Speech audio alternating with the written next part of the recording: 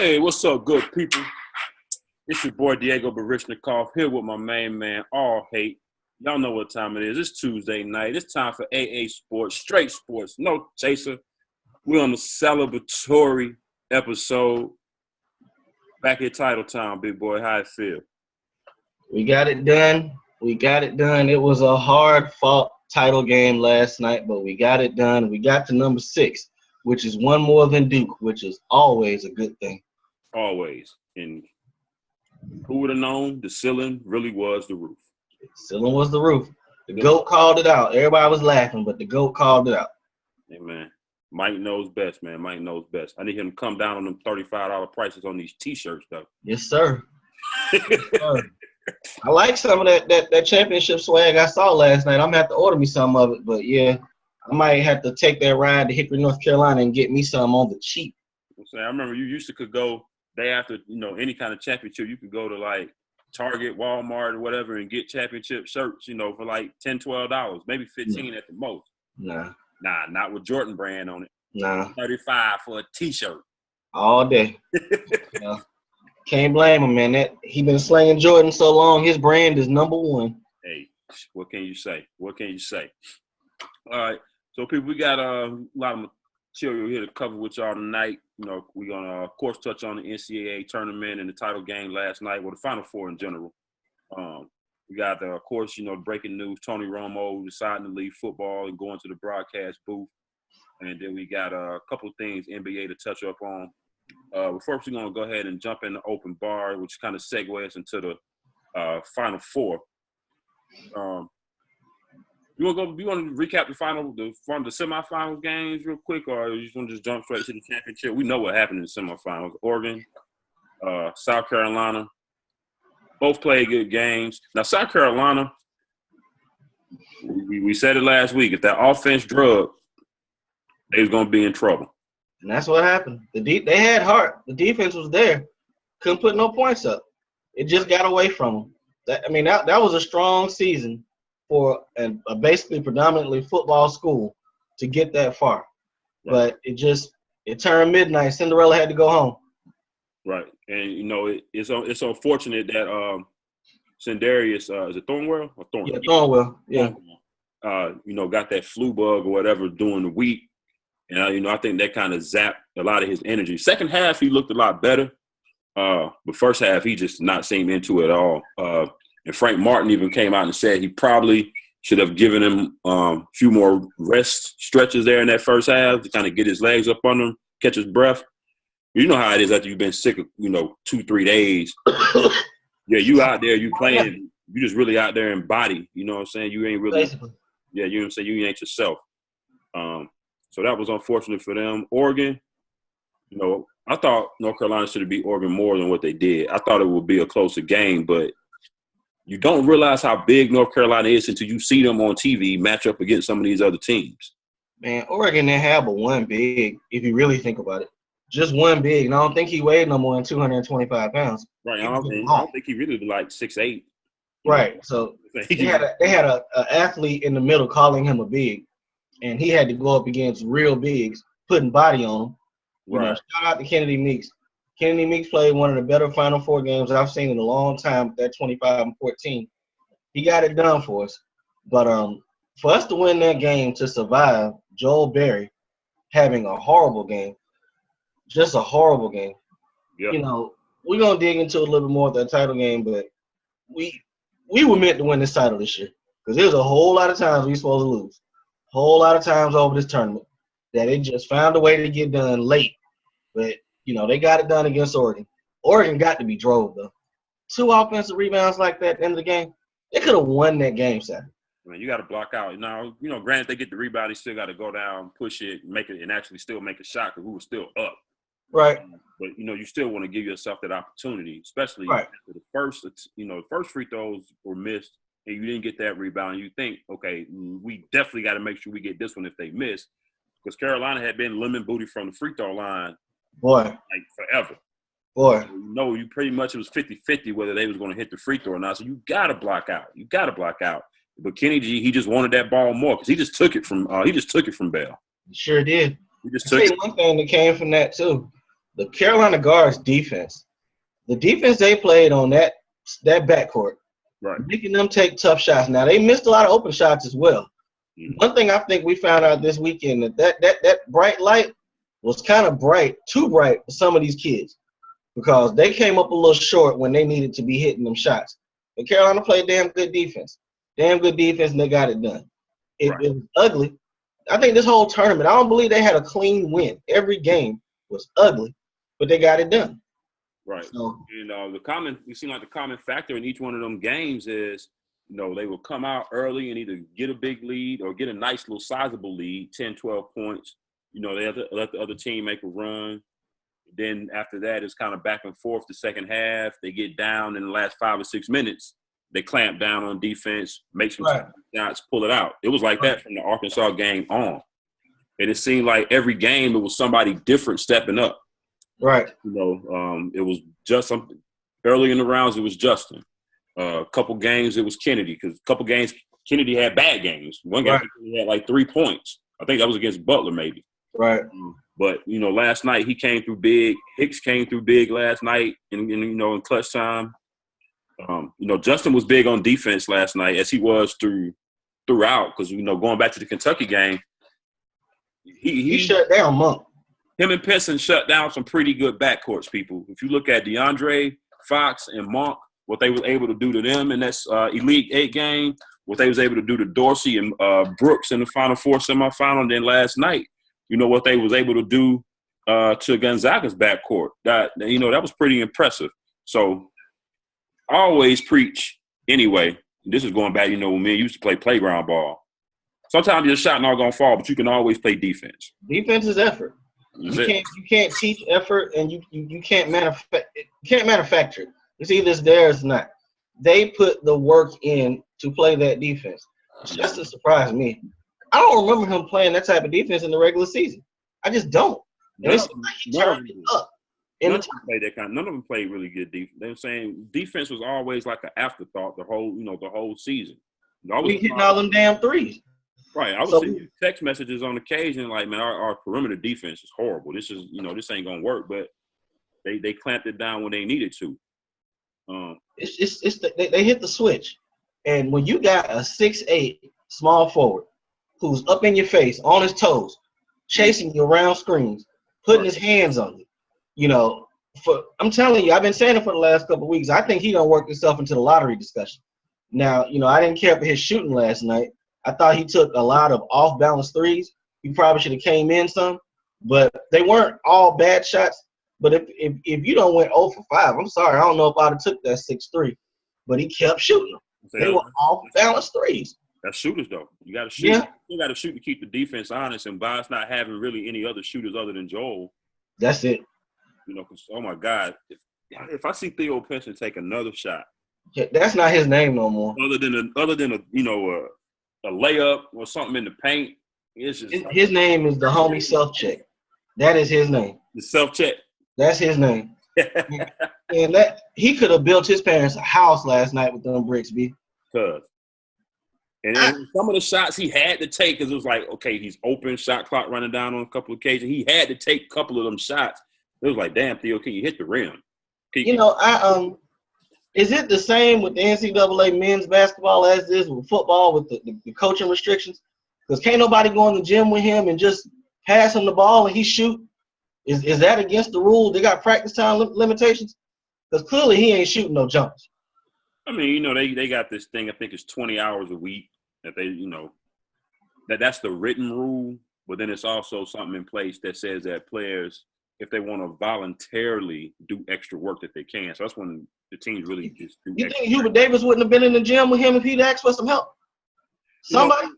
During the season, I don't know how much, you can really work on things, but during the off season, I don't know what he did this off season. Now I know he broke his foot, so that maybe could have, prevented him from getting up some shots in the off season, early in the season. But this summer, he definitely need to get in there and shoot 500-600 shots a day. I wonder how many threes he hit this year. I should have pulled that up. That would be it. I would love to. I bet he did not hit 25 3-pointers this year. Oh, no. First of all, he shouldn't have took over 50. But who knows? But Theo came through when we needed that defense. To have a big body like that, big active body, pressuring the ball. Right. Let's start. We segued directly into the title game, but let's start from that first half. Gonzaga went away from what they were doing right to me in the second half. First half, the Viking in the middle, he missed a lot of chippies. He missed a whole lot of them, but they went away from him. Their power forward, I believe his name was Williams. Yes, people, that's him. People, in case y'all don't know, that's old school AA. This is old school AA sports. Before we came back on the scene about a month or so ago, these are what you call a box of scaries. Yep. Cereal for scared people. Yep. He was scared last night. Scared as hell. He was scared as hell last night. We thought Meeks missed a lot of bunnies last championship game. That big motherfucker was right by the rim on several occasions and should have been putting Meeks, Hicks, whoever was on him in the rack. All day long. You know what I'm saying? But, hey, man, them bright lights ain't for everybody, man. They really not. Everybody. They's like everybody's saying they got an advantage. Karnowski's 7'1". He was 7'1". He played like he was 6'5" last night. I mean, damn. You just stopped being aggressive. And their power forward, I don't believe he wanted to play that game last night. Williams, the 4, he hit a couple of threes when he was in the game, but the way he was fouling, I don't think he wanted to play last night. Well, the fouls, because that really bothered me, the fouls, because first half, they let the game flow smooth, very few fouls in that first half. I don't think either team got into the bonus until maybe like a minute or so left in the half. Right. So there wasn't a whole lot of fouls the first half. He was backing Hicks down, shooting jump hooks. He was getting his little end, but then the second half came and they just started calling fouls on everybody. I believe they said they called 21 fouls in the second half alone. Yep. 21. It was the worst one was that flagrant. That was first of all, it wasn't a flagrant. It wasn't a foul on Barry. No. If anything, it was a play on or a foul on Big Karnowski. Yeah. It should have been that. But going back to the first half again, Perkins was hot for Gonzaga. They were moving. They were hitting them open jumpers. They were hot. They were feeling themselves. But one thing I like about this Carolina team is the resilience. They get down 7 points. Then they lock in.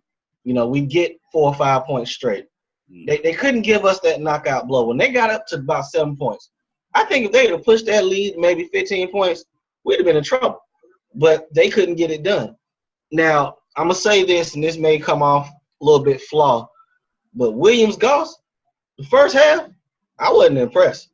I felt like they hadn't played nobody because they were putting the cuffs on him. He made a couple of drives early, but once Theo started locking in and Justin, it seems like he didn't know what to do. He was getting the ball out of his hands real quick, but then he proved me wrong in the second half because that young boy came alive late. He played an excellent late drive in that game. He kind of played an all-around game. First half, he was kind of trying to set the table. I guess that's what it was. Kind of get everybody else involved. As far as the threes that they hit first half, I mean, yeah, they hit open shots, but to me it was more lack of defense because Perkins, they hit like 3 threes. There was nobody in. It was busted coverages. There's nobody within 10 feet of him. So right. He put 13 points the first half. Second half, he didn't score anything. So we doubled too much in the second half. The first half, it seemed like we set the table too much trying to take Karnowski out. So we were leaving them guys open, and they hit some shots. But you're right. The whole thing changed in the second half of the defense. They decided they were going to stop Gonzaga, their guards, and they set that table. But I thought Roy coached a good first half. I really thought he did. Yeah, it was more the players needed to come out and play. I mean, you look at how many threes they didn't make, free throws that were being missed. They really played a bad first half, and they were still only down 3 points. Right.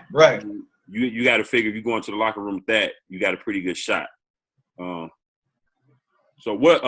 We can't skip, talking about it, especially the second half.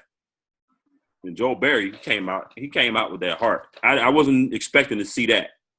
Joel Berry, he brought out the ghost of Marcus Page.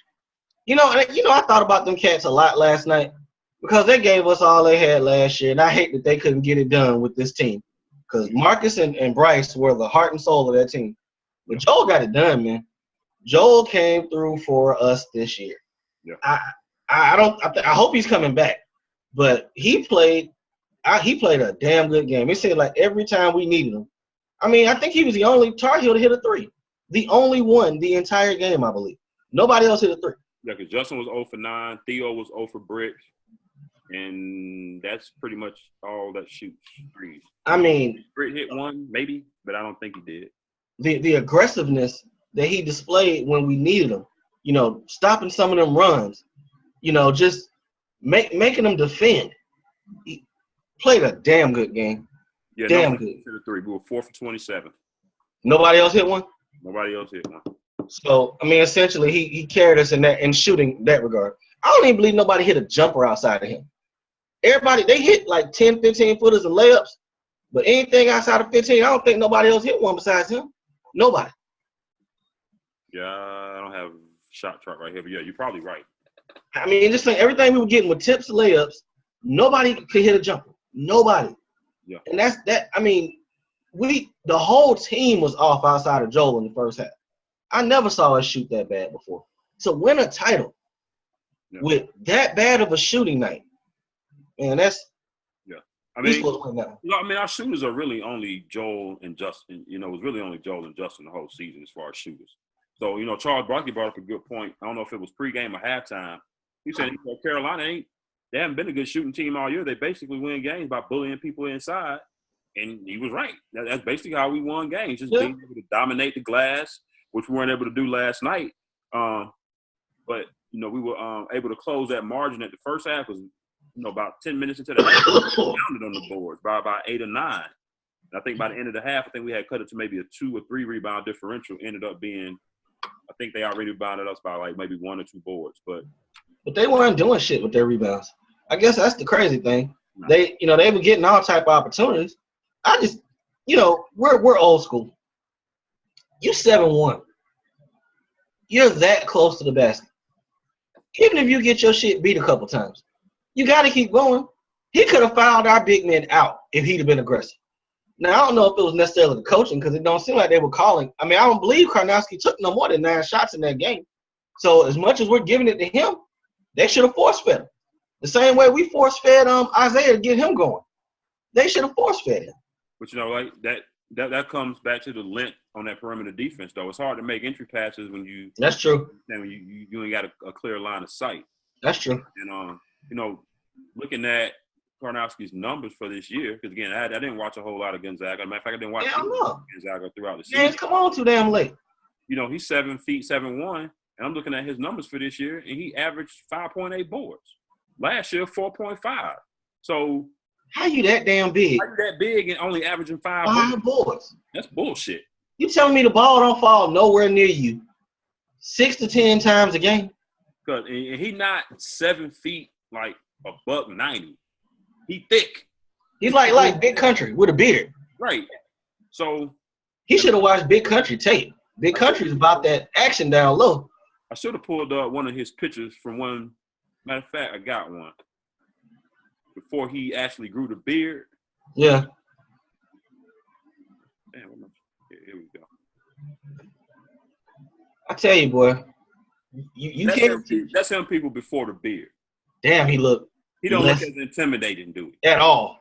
I bet everybody's trying to boom on him, too, back then. I know if I could dunk, I'd try. So he played like that cat right there, look. That's how he played last night. You know what he looked like right there? 5 fouls. That's it. He's 5 fouls. That's all he bringing, y'all. 5 fouls in the body. 5 fouls. That's in the body. it. Again, people, don't forget, man. Email us at AA Sports. Get your body as scared as if you're a scary individual and you need some good nutrition in the morning to get your scared ass day on the way. Eat you a bowl of scaries. That's a fucked up picture you got of that man. Hey man, that's the best one I could find. I couldn't put one on the box of him being a beast. Oh no, I mean he should he don't have a concussion, but he should be in the protocol. He's scared. Hey man, he might still be scared when he got slapped in the eye in the semifinal. Man, I tell you what, and just what do you think about Mark Few's coaching last night? It seemed like he was coaching scared in the second half. I don't know. I mean, I really don't know what else he was really supposed to do. It was just a matter of, refs calling a lot of fouls. There was no flow to the game, and people not making shots. They maybe could have went to a zone. That's what they should have did. That's probably the only thing I could think of what he should have did. But, I got a couple of Gonzaga's numbers here from second half. They were 3 for 11 on layups and dunks. That's a damn shame. And for the whole second half, they were 8 for 29. For the whole second half, they hit 8 shots. We kept them in the game because they kept getting to the free throw line. It's not much coaching you can do when you're making 3 out of 11 layups and you got 7-footers out the ass and you go 8 for 29 overall. Ain't really much you can do. I like the Collins kid, but he didn't get much time in the game because they kept calling fouls on him. Yeah. I hope he bring his ass back. I heard rumblings that he needs to go pro. I don't see how, but Speaking of going pro, I guess we'll go ahead and maybe top this off unless you got something else. But I read today that Tony Bradley is declaring for the draft. I hope you're lying. I'm not lying. Why? I don't know who the hell's advising him. Or, it may be one of these things. Hopefully he don't sign an agent. Hopefully he go. They're talking about, because I had to keep reading, they're talking about him being a first-round pick, somewhere bottom of the first round. I'm like, wow. He's still raw. He's still soft to me. He needs to get stronger. He doesn't have a lot of explosion around the rim to be as tall as he is. And the NBA is a big, you got to be like a shooter to be a big man. Traditional centers are kind of out. So, how a first-round pick, I don't know. What's big man that left a couple years ago, and we just couldn't let it go? We was like, that was a mistake. Brendan Knight. Nah. Brendan Wright. Yeah. This is right around that same situation. This guy ain't nowhere close to being ready to go. Hell, at least Brendan was a starter. I was about to say, at least he was starting. He was actually balling at the time. He was balling. This guy, man, you just blew my mind with that one. Like I said, I've been in hibernation mode today trying to fight this cold. I ain't read that. That's terrible. Yeah, cause I was like, no, it's not April 1st anymore, so this can't be an April Fool's joke. So, who's advising these kids? Let's just hope that he's going to that little camp where they talk to you and tell you whether or not you're going first round, provided you don't sign with an agent. Let's just hope. I hope it's that. Like what happened with Justin, last year? Yeah, exactly. He went and talked to the folks, and they was like, look, you're not ready. Go back. Exactly. But let's just hope that's the case. I don't even see a reason for him to even go get that. As soon as he walking through the door, I'm like, dude, you ain't ready. Hell no. You can't even start for your team. I guess that's my thing. I go back to when Marvin Williams left. Marvin wasn't even good enough to start over anybody on our team that year. And he was a good ball player, but he was not ready. And you take him second overall, man, potential gets so many GMs fired, boy. I swear it does. Yeah. Y'all better learn. But let's real quick before we step off of Carolina, last thing. Roy Williams won his 3rd title last night. And I got to eat some crow because I've been giving Coach Roy that work because I'm a Carolina fan. And I feel like we botched a couple of times we could have did more. But Roy got that 3rd title. And Roy is in rarefied company right now. He is only one of 6 coaches now with 3 titles. If shit would have went different last year, Roy would be winning his 4th title this year. Yeah. That's crazy. Even there was a couple other times. Hold on, let me pull it up because I'll make sure I saved it. I know the thing with him has been why we not getting the big time. You know what I'm saying? Why we not getting? I was wrong. I was wrong. But since 2003, Roy has 42 tournament wins, 5 Final Fours, 3 titles. All of those things ranked first among coaches since 2003. I was wrong. So I guess I was mad about the whole, like you said, the recruiting thing, but when in doubt, it worked out better for us because we had stability. We weren't getting guys coming in and they gone by the end of March. We actually were able to build a stable program. I mean, how many times over the last, 20 years you can recall a team going to back-to-back title games? Florida jumps out in my head because they won back-to-back titles. That don't happen in this era like that no more. It really don't.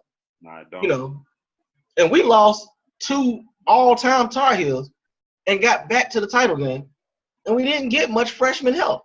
We really didn't. No, we didn't. Never did get any freshman help. I thought coming in because I kind of liked him coming out of high school. I thought Seven Woods would be more of a factor than he was. Right. But he just seemed out of sorts the whole season. I mean, not even looking to shoot or score. Right. His minutes That's got the young boy from Douglasville, right? The shooting guard. I forget where he's from, but I don't think he's from Georgia. Okay, I know we got somebody from. I could be wrong, but I thought he went to Douglasville High. Oh, no. Okay. But so we'll see. We'll see next year. You know, of course, we definitely losing Brett, Meeks, and Hicks. We got to give it to Isaiah too. Shout out to Isaiah. Yeah.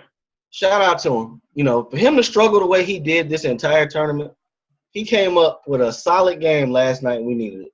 That 13-9 was solid, and that pretty much the basket that he hit late, that layup, that pretty much it didn't seal it, but it got us to where we had that momentum where okay, we got a real good chance to win right now. You're talking about the and one? Nah, just the double pump layup he got at the end. With 26 seconds left. That Yeah. Yeah. That was huge shot. Or maybe it'd been a minute and a half or so when he hit the and one. Yeah. That was a pretty big play too. So I think it's dope that the best 2 plays at the end of the game were by seniors. Yeah.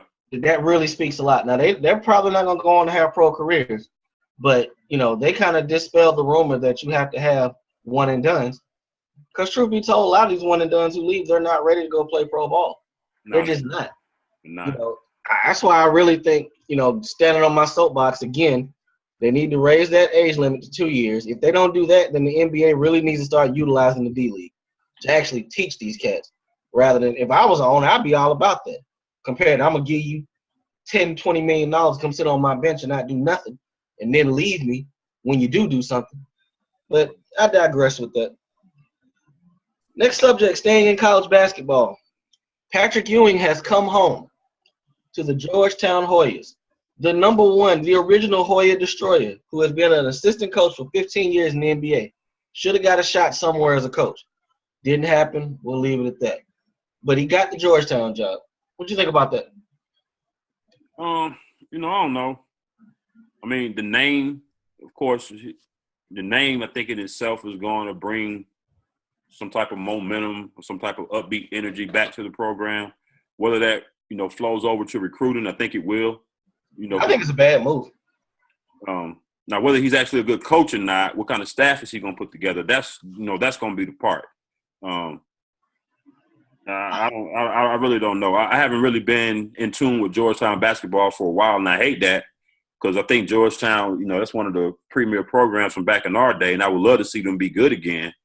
I just don't know how this hire is going to work out. I mean, it's really going to come down to how good is he going to be as a head coach, and what can he do recruiting-wise to get some better players in there. I tell you what, and I think it's a bad move. Well, you know what? It's a good and a bad move at the same time, if that's possible.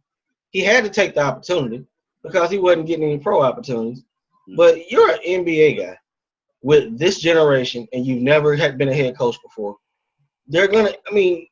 Hopefully he's going to get time to actually try to implement something.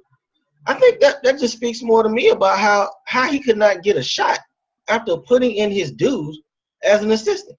You got a lot of suckers who done been head coaches in the NBA over the last 15 years. A whole lot of them. And you telling me this cat could not get a shot at all coaching anywhere. Anywhere. That just speaks to it. That's kind of like Avery Johnson won a coach of the year in the NBA, and now he's coaching at Alabama in college. At least he had opportunities. at least he had opportunities. But so it seemed kind of twofold. So are you saying it's a bad move because you think he should have got an NBA chance? No, I think he should have got it. I think he should have got an NBA chance. But I just don't know how he's gonna do with this. I don't see how much. First of all, these kids nowadays, do they even know who he is? I mean, I believe they brought Ewing's back out years ago. I believe they did, so they might know about the shoes or whatever. But it's like you can't fault the man for taking the job because he needed it on his resume. I just felt like I don't know how it's gonna work out for him. I just don't. It could be good. I mean, the kids they know they know the older players. They know Michael Jordan, Charles Barkley, Ewing a lot. They know about the cats back in in that day. They may not really know in depth what their games was about, but they've heard of them. And think about his son was just there not too long ago. He's an assistant coach. The son is? Yeah. Okay. I'm pretty sure he's gonna keep him from the previous staff. Right. So I don't know about that, but so I don't know. Jury's out on that one. I really don't know. I really don't know how it's gonna work. I hope the best for him, but yeah, I mean, I'd love for it to work out, but I felt like that man should have got an opportunity in the NBA. I really to that. Yeah, I absolutely agree. But he didn't, so he took this one. All right, what do we got next? We can segue over to a college football story before we move on to everything else. Sucker of the week has to go to Brian Kelly. Oh. Sucker of the week. You know what? It wasn't suckerish what he said about the on-field stuff. What we're talking about, people, is Notre Dame coach Brian Kelly came out and said that Deshaun Kaiser should have came back to school. Said he needed to get better on the field. There's a lot of stuff he need to learn. I'm okay with that. You as coach, you want to say that? Cool. But then he comes out right after that and says, and he also needs to get better off the field. It's a lot of stuff he needs to improve on. That's fucking with that man's money right there. Right, exactly. And even with the critic, what he had to say about on the field, I mean, I'm not giving him props on that just for the timing. That's something you say right at the end of the season before. Right. That ain't something you say the draft for what, less than a month away? Right. So yeah, that was a real bitch move on his part. Yeah, that's but if the man's gonna make a mistake, let him make the mistake. That ain't for you to sit there and mess with his money like that. Me myself, I'm thinking about the next quarterback I might have. Is he gonna sit there and say, "Well, Coach Kelly ain't got my back"? Why would I go there? See, that's the thing. Coach Kelly ain't that good. No. I read I forget who it was today, but I read a nice perspective from somebody saying what Kelly really wanted was Deshaun to stay to help save his job. That's true. Okay. But you know what? One thing I remember reading about him last year, and I heard this a few times, he's good about throwing his players under the bus. Right. He'll bust them in a heartbeat. Say it's on the players, and he's never gonna stand in front of that podium and say, "I got to do better as a coach. I got to do such and such." Right. When they lost to Wake Forest up in that NC State in that monsoon, he blamed the players. Just who does that? He'll be gone after this year. Yeah, but he'll get another job quickly because he's Brian Kelly and he's a name. But I guess that we move on to the big story of the day that dropped around 8:00 this morning.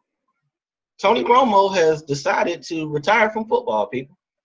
Yeah, Romo, you've taken away from our Tar Heel shine this morning. It's supposed to be all about us on the talk show. It really did go the other way. I woke up this morning like, what the hell? It's supposed to be all about us. Tony Romo has taken his ball and gone home. And he's going to be the commentator with CBS. The loser in this whole situation. Phil Sims getting fired.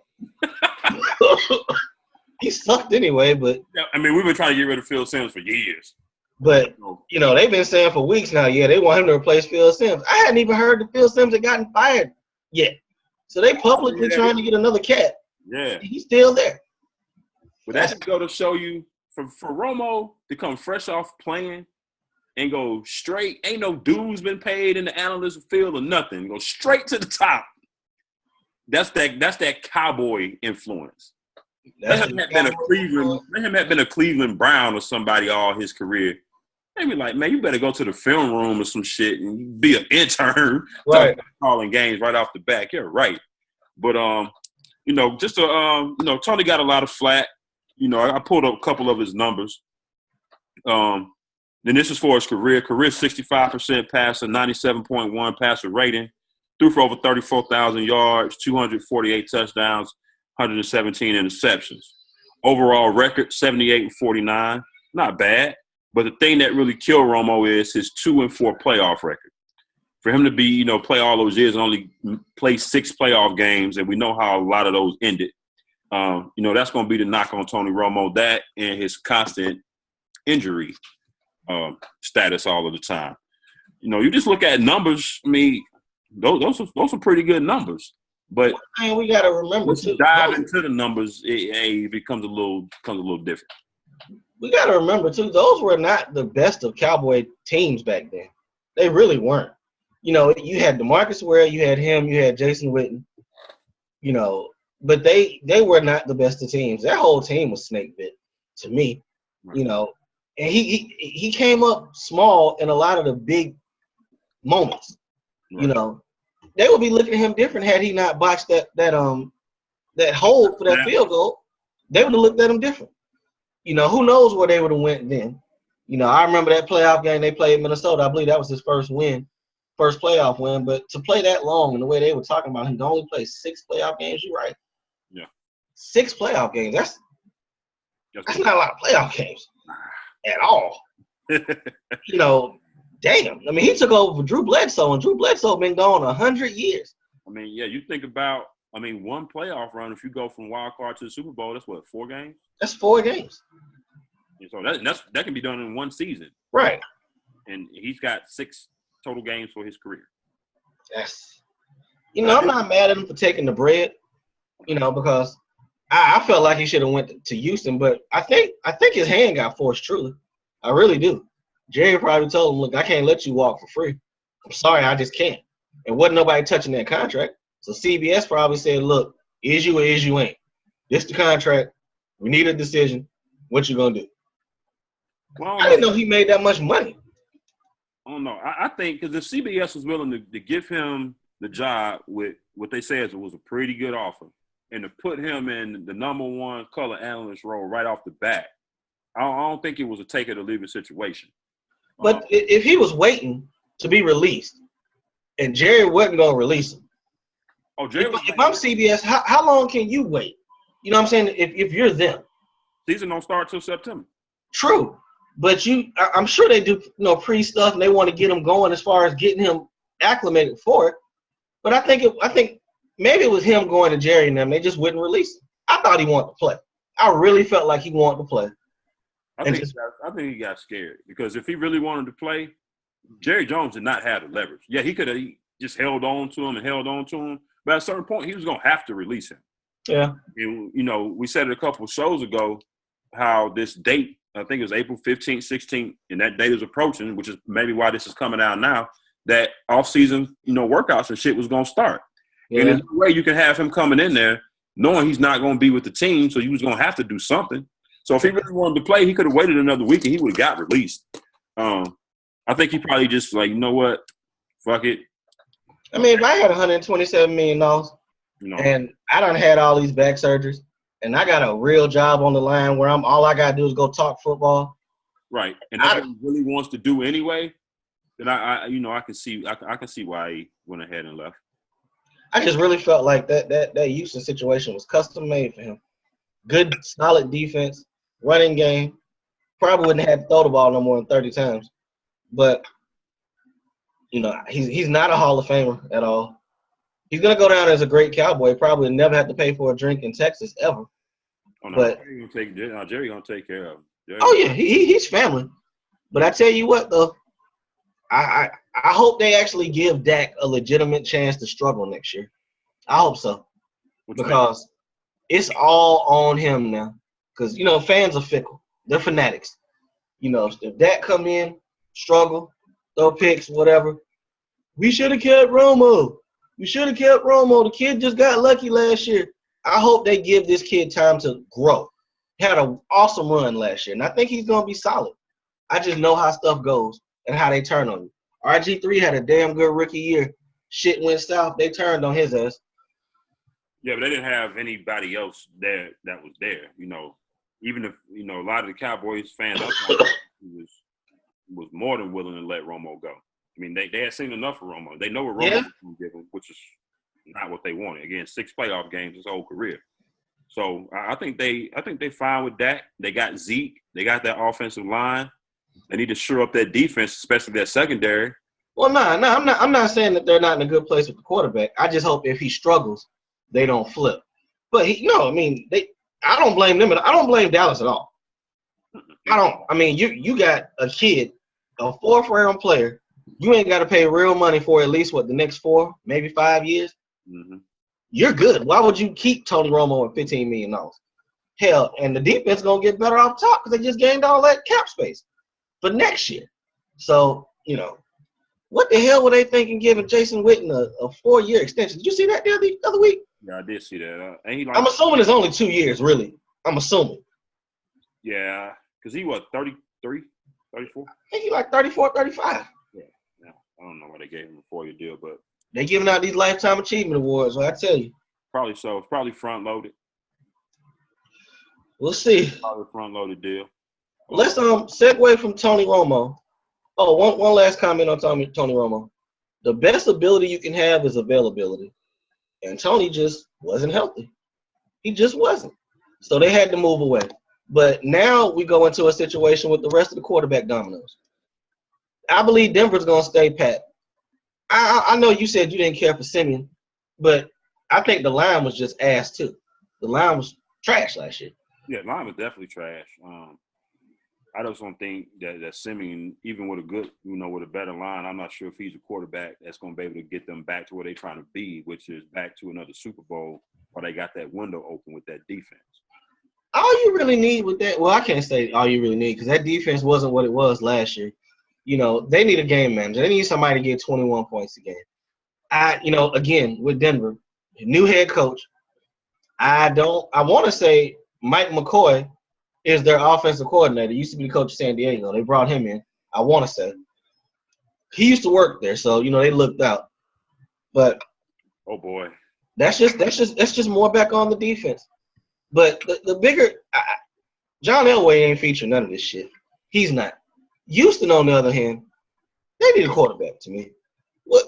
Tom Savage was only throwing the ball from what I heard today 92 times. 92 times. You're I'm gonna say this, and I probably said it a couple weeks ago. They need to be on the phone, Jay Cutler or Cap. Preferably probably Jay Cutler. They need to be on the phone. Yeah. And I think they will be now. I think their first choice was Romo. So now that he's out of the picture, I think, Cutler, Cap,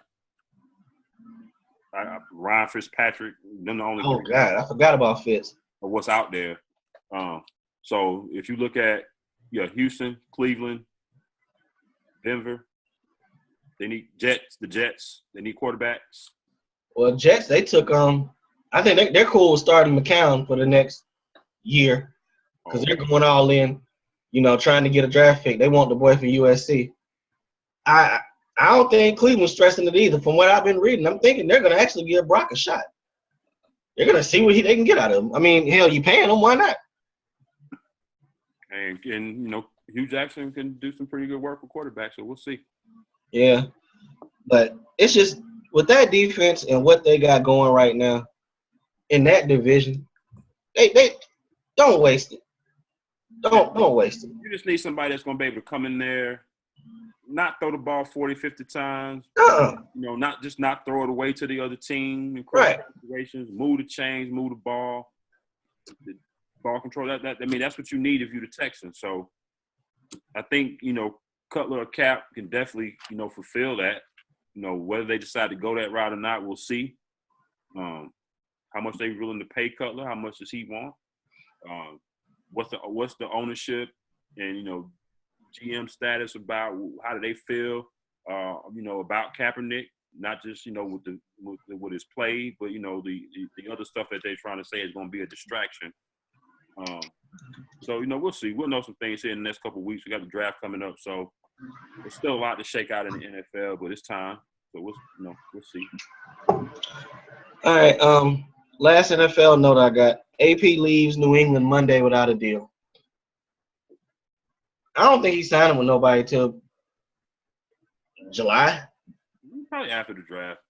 Yeah. You think before camp? Yeah, it'll probably be before camp. But yeah, I would love to know what he's asking for. Because if it's very minimal money, there's no way you can't tell me you can't use the goal line back. Right. You know what I'm saying? If just not for that purpose. So right.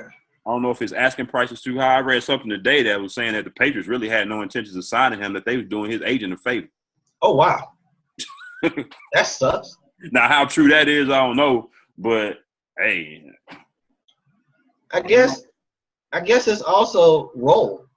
Because if he's walking into these meetings like, yeah, I need to get the ball 20, 25 times. You know, I'm chasing this all-time record. I don't think anybody sees him as the bell cow anymore. I just don't. But we don't know. It's what we used to say, speculation, lies, and just bullshit. That's all speculation, lies, and bullshit. And some of it ain't even bullshit. Well, no, some of it ain't even speculation. It's just straight bullshit. Right. So we don't know. Imagine this cat walking into your office like, I need 25 carries a game, $8 million. You gonna tell him to kick rocks, right? I sure wouldn't pay him no man. You tell him go eat some pizza, go battle in the sewer, whatever you do, but you can get the hell out of my office with that bullshit. Hey, I tell you, boy, the internet is something. The internet is undefeated. Undefeated. You got anything else on NFL, my man? Nah, no NFL. All right. So going in a little bit of NBA here. Of course, Derrick Rose had another knee injury this week, tore his other meniscus. So I think that is an ACL, 2 ACLs, 2 meniscus? Yeah. Something like that? Yeah. I will say this about Derrick Rose. You know, people keep writing him off. He keep coming back from these knee injuries, though. So I'm assuming he'll rehab this one, you know, and be right back out there come next year. Thing in question is, you know, there was some rumblings about – because he played pretty good this year, considering he was on the Knicks. I think he averaged, about 18? People act like it's easy to get 18 and 5 in the NBA. That's amazing to me. Yeah, it is. It's funny listening to people now because once you get to a certain level, like you get to an MVP status, like he was at one point, if you come down any from that, now all of a sudden you suck. And that's why I can't even have conversations with cats sometimes. It's like, okay, you don't really have any perspective about how this thing goes. So I'm not even going to waste my time. But, like you said, it's just not easy to average 18 points in the league. It's not. He was getting 18, 5, and 5, getting to the hole at will. Right. If they weren't running that BS offense, they might have been all right. They just might have been all right. And if you people sit back and think Derrick Rose ain't gonna get no payday, y'all wrong. They were giving suckers $75 million last year. Exactly. You're suckers. Right. Now he may suckers not. Who wasn't getting but 10 points a game. We're getting $75 million a year. Right. Now he might not get as much as he would have gotten if he would not have got this, had this injury. But he's gonna get signed, and he's gonna get probably 80, 90 million. And you know what that makes him? That makes him a winner at life. Because from my math, he got his rookie deal money. He got the big contract from the Bulls, the first one. Adidas gave him $200 million. And he's about to get another $80, $90 million. You say what you want. That boy winning at life. Legend and he beat the case. Legend at the bank. I said that we were never going to talk about the Knicks on this show again because I'm a disgruntled Knicks fan. But since you brought them up, boy, that's a shit show up there. Hey, man, Carmelo, make your boy do a press conference, man. Make Phil do a press conference. I tell you what, man, you remember how happy I was this summer? He needs to answer for some of this shit. I was so happy this summer. I said, we're going to be at least 4th or 5th in the East. Easily. Hey.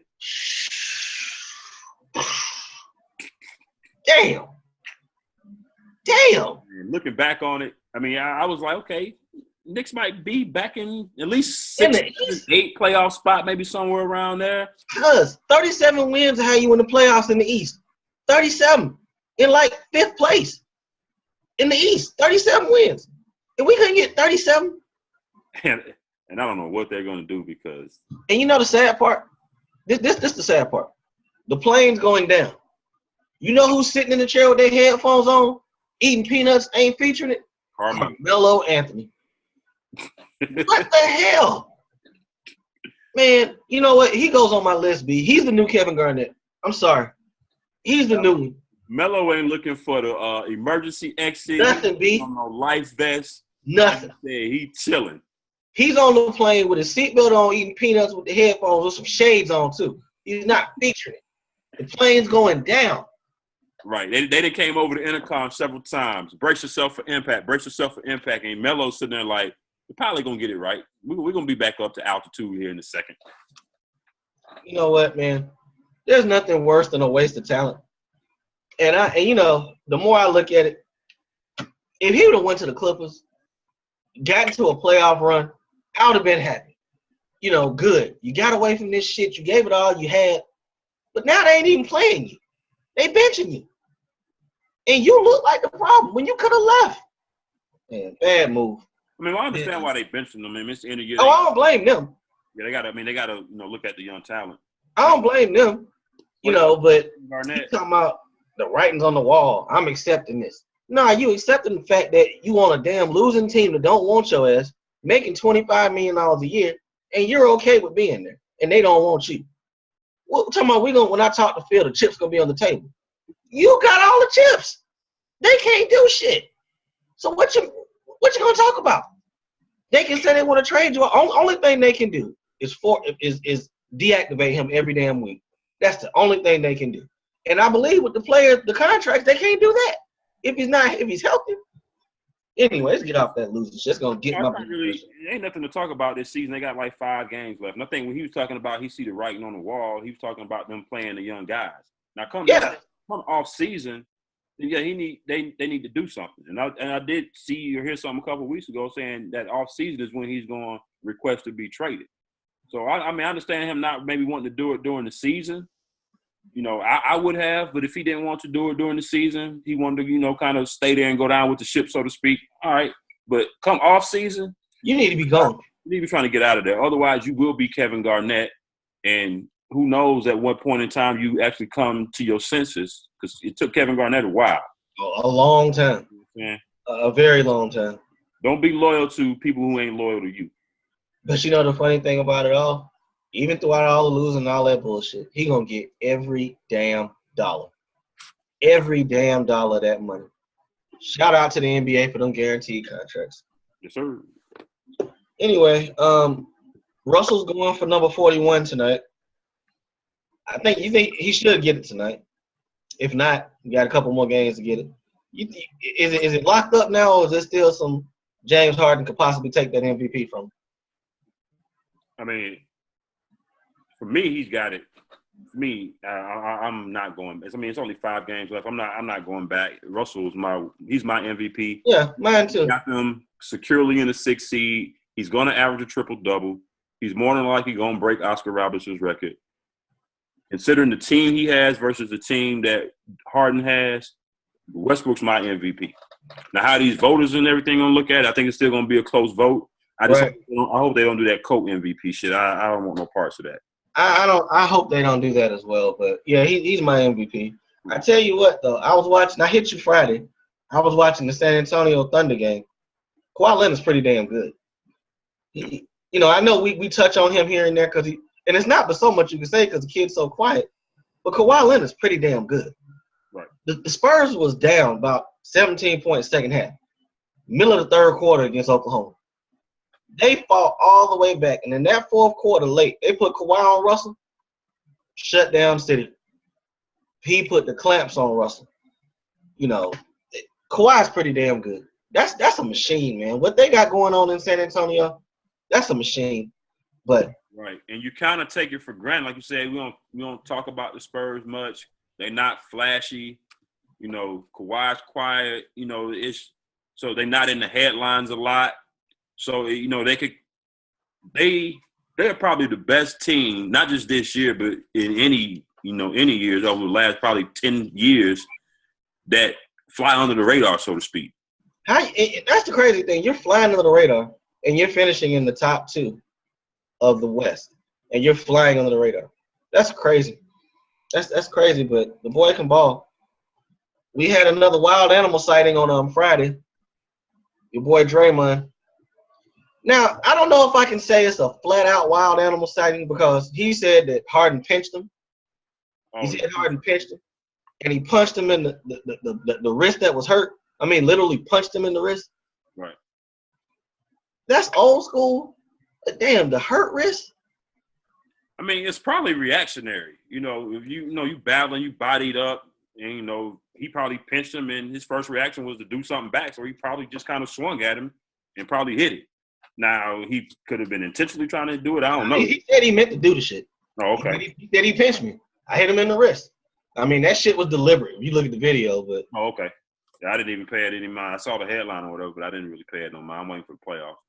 Either way it go, they won the game. Golden State's rolling, and they get KD back tomorrow.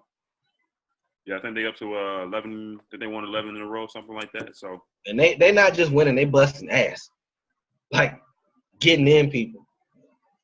That's a buzzsaw coming, and the team that we thought was gonna give them an issue is having struggles out in the East.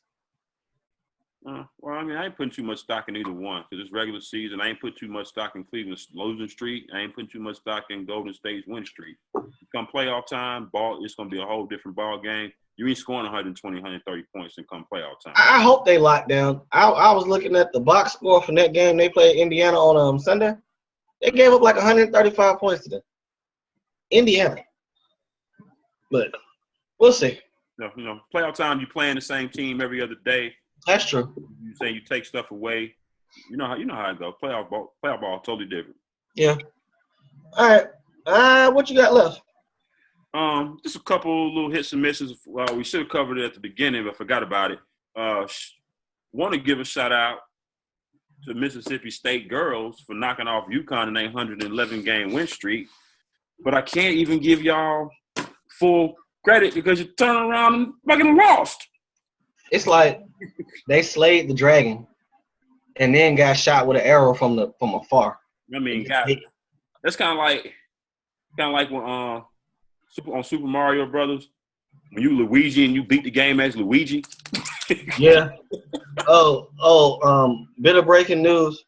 Russell tied Oscar Robertson. He got it. Is the first half even over?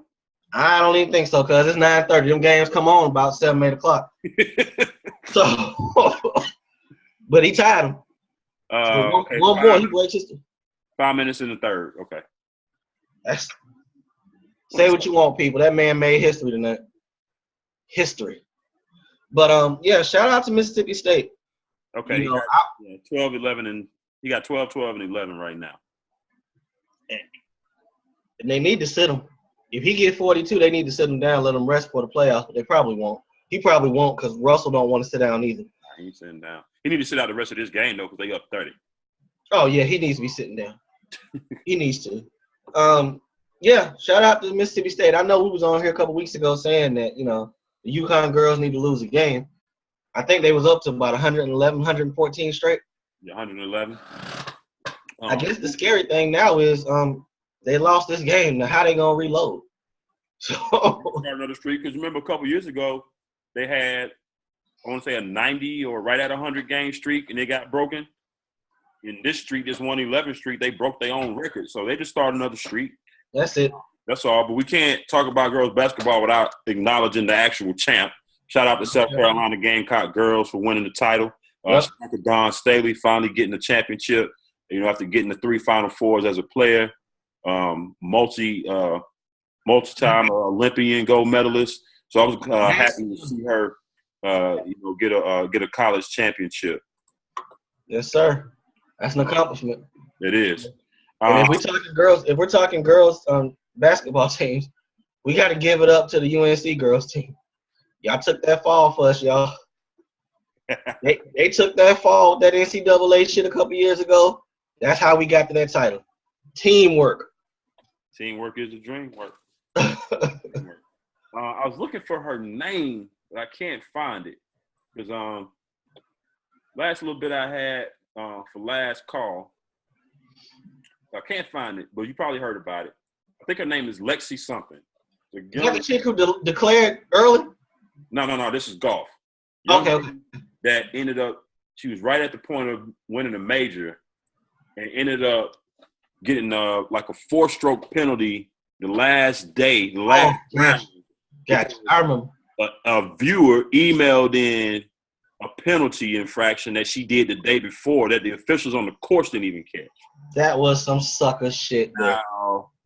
Now, PGA or LPGA, whoever the governing body is of ladies golf, that's bullshit. Ain't no way in hell you should have fans emailing in hate.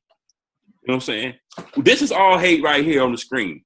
This is my boy. This is all hate. He the only person that can hate in that form of fashion. I wouldn't even hate like that.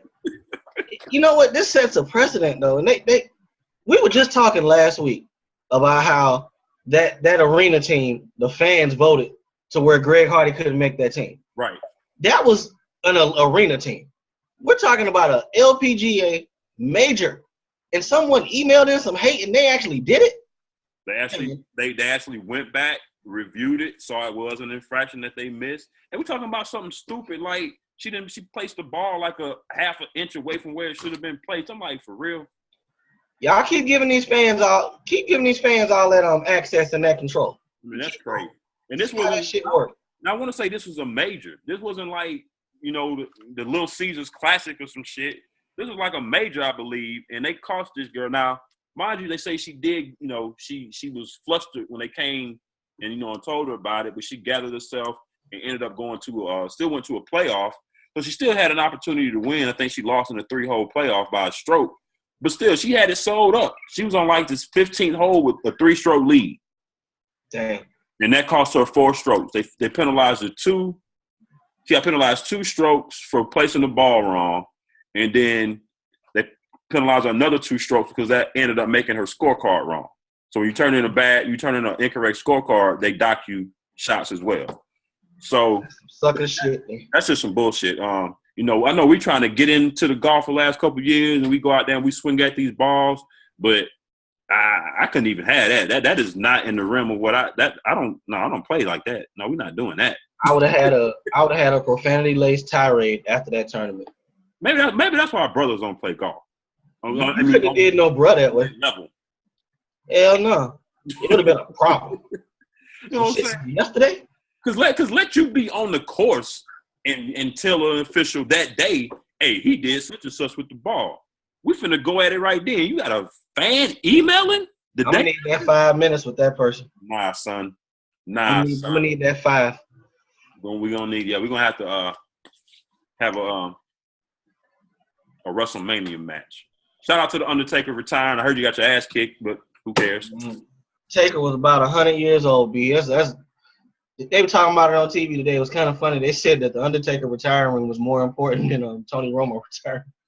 That's crazy. That's crazy. Damn. My last thing with last call, you know, baseball started this weekend. Shout out to Madison Bumgarner. This cat is awesome. Starting pitcher, nasty starting pitcher for the San Francisco Giants. What he no-hitter? He hit 2 home runs on opening day. A pitcher. 2 home runs? 2 home runs. Okay. He wanted to be in the home run derby last year. They wouldn't let him. Shout out to him. They wouldn't let him do it. Quick. He getting that batting average up quick.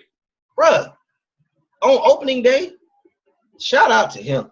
That's what's up. That's good shit right there. That is. That's good. That's good. Right. That's all I got. All right, people. Well, we appreciate y'all hanging in there with us today. I know we had a lot of material. Again, it's celebratory things all around. It's all about Hills Nation right now. Could have been on. Would you have liked to have been on Franklin Street last night? Boy, they were turned last night. I bet you nobody went to class today. I bet they didn't. I bet Luke May didn't go to class today. Nah, dog. I don't even think they didn't even leave to this morning. Nah, that was good shit right there. Yeah, good shit. So that's about it for this week, people. We'll see y'all again. I guess we're gonna tentatively schedule another show for Thursday. We'll see what pop off between now and then. We don't want to come on here without nothing to tell y'all. I mean, we can always come up with topics, but yeah, you know, we're gonna have something to talk about. Yeah, we'll shoot the shit with y'all a couple. But again, don't forget, check your nearest grocer. Email aasportscast@gmail.com. Did you get your box of Scaredy cereal? Never forget. Cereal for scared people. So, if you have a lot of issues with anxiety and being scared in big moments and big tough situations, these are the cereal that'll get you right. Also, we got other products coming out. Another point in time, I'm pretty sure somebody's going to have us bring it up. But we also have drinks. There's a drink that we call Fuck It. Sometimes players drink a tall glass of Fuck It. And so we'll elaborate on that as well. So we're going to get our product line out here and start pushing some of these products. Yes, sir. Start getting a little change, doing our own advertisements. Yes, sir. All right. So for my man, your boy Diego Barishnikov again. It's AA Sports, straight sports notation. Don't forget, watch, subscribe to the YouTube videos. Right there, hit that subscribe button. Follow my man at Rike6000 on Twitter. Follow myself at Diego Barish. And also hit up the IG page, AA Sportscast, as well as the AA Sportscast Twitter page. So until the next time, people, we will see y'all. Good night. God bless. Go Heels. Deuces.